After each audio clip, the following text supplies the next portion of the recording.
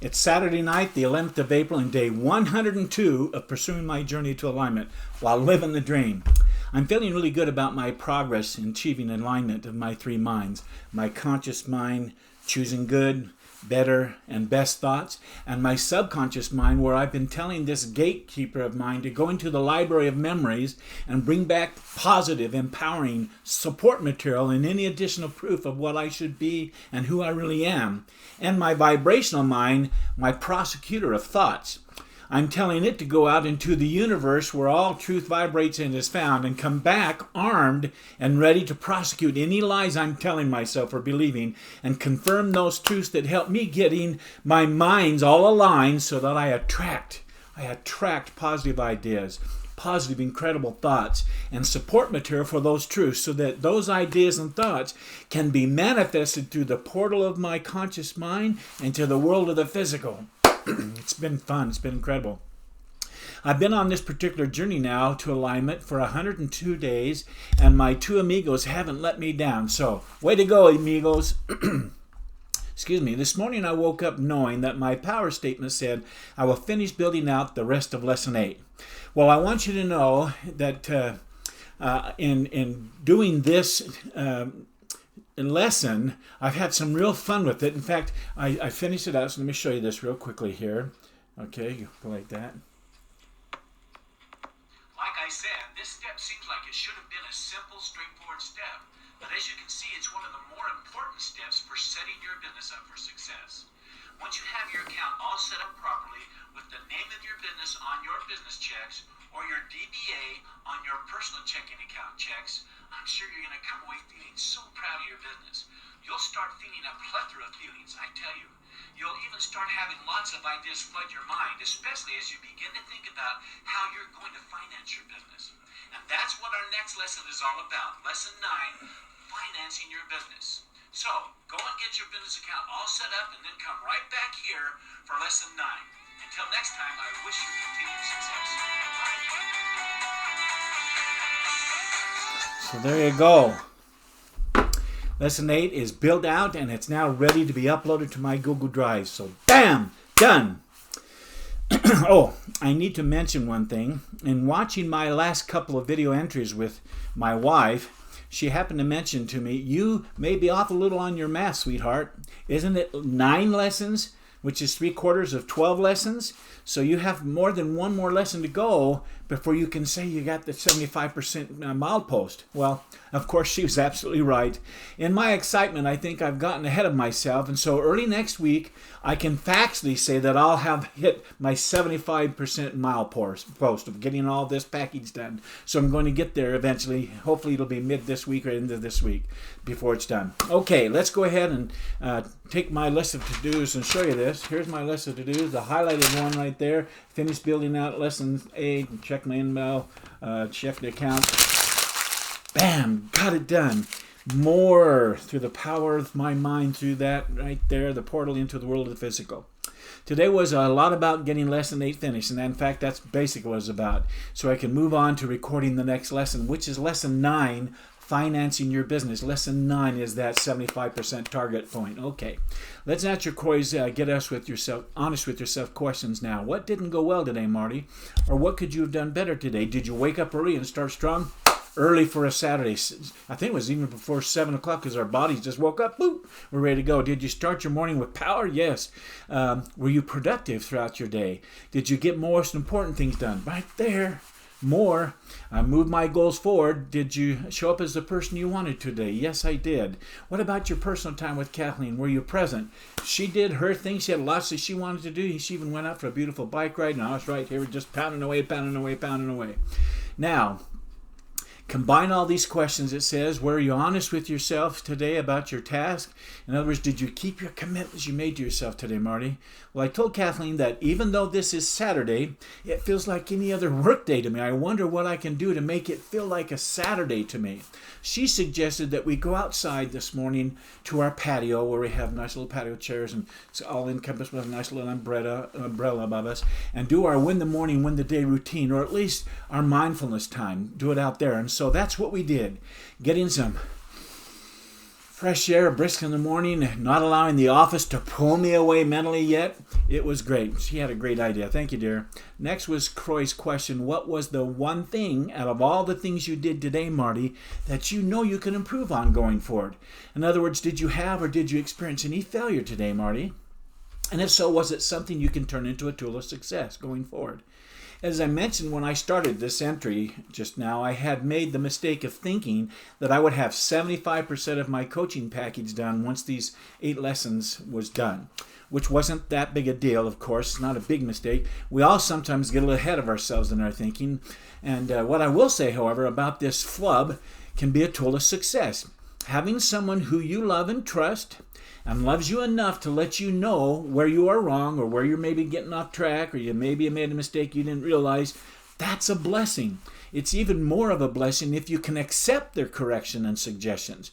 When you do, both of you win. So the capacity of being able to be humble and listen and then accept and learn is a principle of success. So in short, I'm going to call this tool of success the meekness test.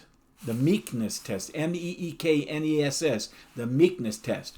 In my mind, being meek is being like a gorgeous, powerful stallion that has the biggest muscles that ripple across his back and down his sides and into his beautiful muscular legs.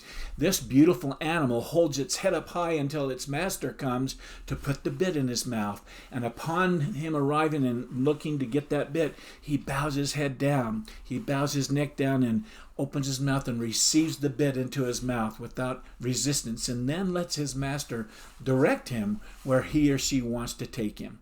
Wow, a stallion is such an amazing animal and could overpower its master at any time, but it willingly submits to his master and follows his lead.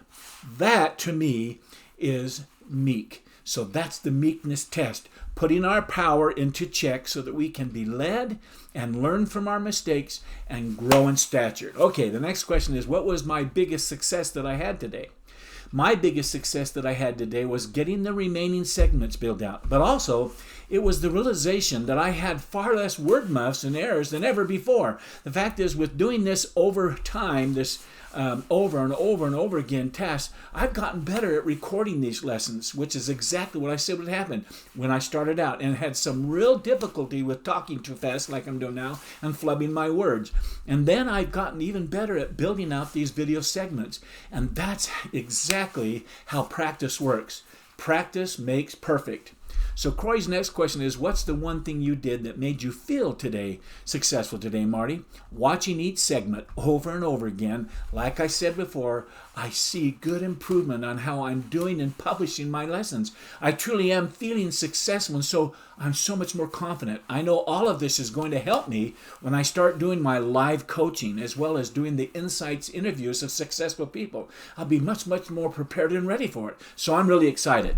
The next question is, what movies did you watch in your mind today, Marty? Did you make time for them? Well, the whole concept of living the dream in my mind is all about visualization of one's dreams and visualizing them into existence. And so that's what I've been doing every morning for 102 days, soon to be 103 days now. Going to the movies is so empowering. That's why I can say, yes, I started with power. It makes work not even feel like work. When you do something you love, it's not work. Going to the movies puts me right into the movie that's playing on the screen of my mind. And so, yes, I went to the movies. In fact, I'm in the movies. Next, Croy asks, rate your day's effort. Well, I gave today an 8. I worked at the speed of an 8 today, building out the remaining segments of Lesson 8. Braden's speed, to me, is at the speed of 10. It's the ultimate target. And I know I didn't quite hit that speed and effort today, but working at the speed of an 8 is still exciting and acceptable to me. The next question is, if this was the one thing you get done tomorrow, but you'd still feel like a success, what would the one thing be? And now put into a power statement.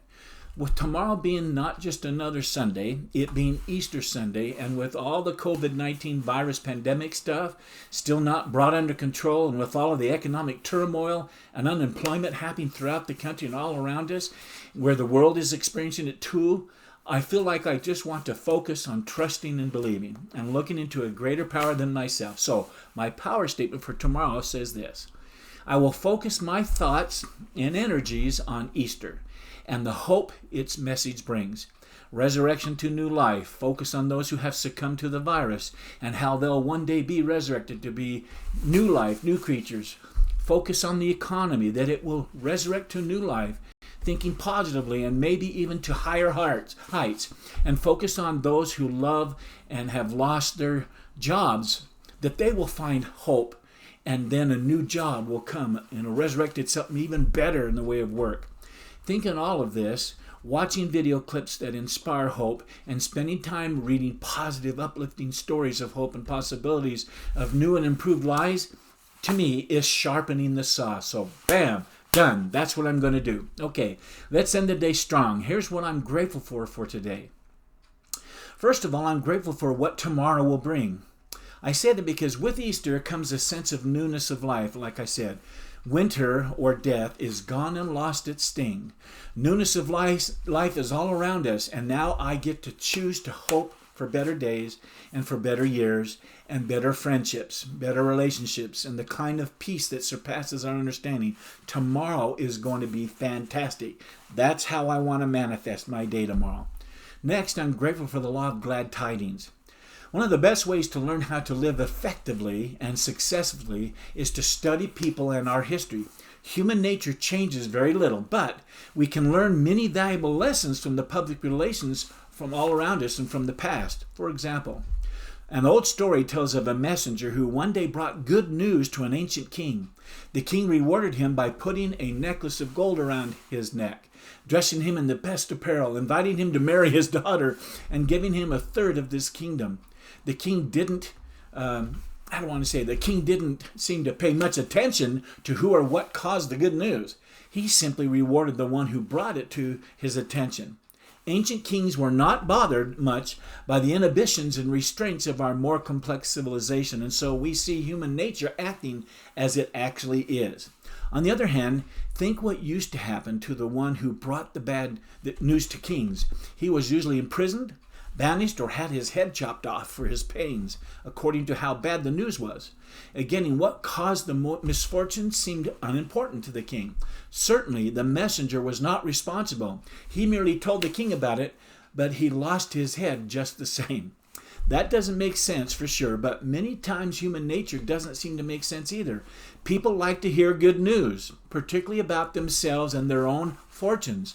And while the practice of chopping people's heads off has been somewhat restricted in our day, yet the effect of ideas on a person's mind and emotions is still pretty much the same. We do not like to hear bad news, and we sometimes feel like hurting the person who comes and brings it to us. Take, for example, someone who's already predicting gloom and failure, or the person who tells us about our faults. He may have the very best motives in mind. He is trying to help us get rid of our faults. He is trying to build us up. But we hurt and feel like we even want to hurt them nonetheless.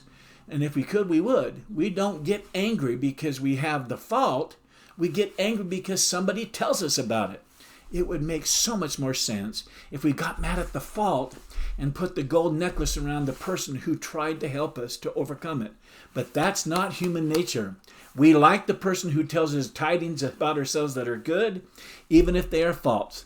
And we dislike the one who brings us bad news, even if it's true. The people said to Moses, "Tell us good things and we'll follow thee." That's a great idea if we are not concerned about the facts. We ought to become carriers of glad tidings. That's the law of glad tidings.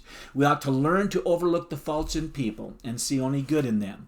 So if you would like to have a gold necklace placed around our neck and own a third of the kingdom and marry the boss's daughter, we should learn about the law of glad tidings. Get an interesting command over good news and then enthusiastically teach it to everybody around us. Lastly, I'm grateful for the big brain Google. Now, I know that everything on Google isn't true, but for things like what the spelling of a hard word is or their definitions, incredible stories, and on and on and on, it's incredible. So I'm grateful to be able to type in a question and have 100 to tens of thousands of answers to that question pop up instantly. In my early days, I had to go and search out in an encyclopedia set that my dad bought for us kids if I wanted to find those same kind of things that I just mentioned. And more often than not, they weren't there. It wasn't updated yet, which left me to come up and fend for myself or guess or even just go without the answer. I think we all seem to take for granted such a miraculous tool at our fingertips. With just a click of the mouse, we have the answers. It's so incredible. What a blessing. Anyway, there you go. There's lots to be grateful for, isn't there? It's time to wrap this up and close off another day of living the dream. Until tomorrow night, when I'll be right back here at my computer sharing my day of living the dream. I hope to see you there. I'm going to wish you continued success tonight. Good night.